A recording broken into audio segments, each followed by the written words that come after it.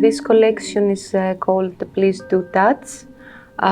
It is inspired from the last year's COVID-19 outbreak that forced so many people, and me especially, stay in isolation and silence for long. So I made pieces for the body that somehow imitate or are trying to imitate human touch. And the pieces were formed on my body, trying to create comfort and intimacy.